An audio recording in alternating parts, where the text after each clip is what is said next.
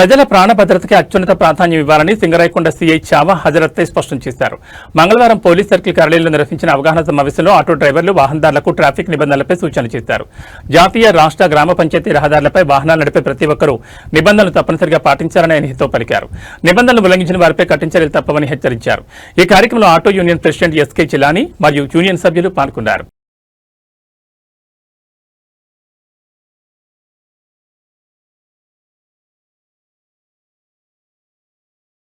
ప్రమాదానికి సంకేతం ఎవరు యాక్సెప్ట్ చేయరు, స్టీరింగ్ తిరగదు.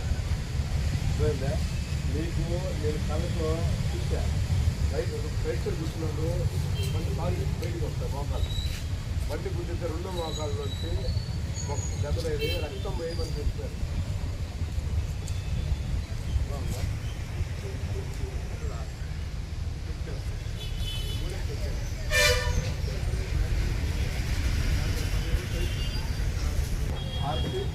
డ్రైవింగ్ లైసెన్స్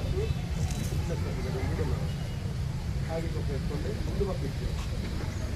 నాలుగు అది ప్రమాదం, అది మనం ప్యాకెట్ కూడా మంచిగా లగేజ్ పెట్టుకోండి. వెనక కావాల్సింది వాళ్ళు ప్యాకెట్ గండి పెట్టండి, ఒక 4-5 రాజేషన్ కూర్చోబెట్టండి.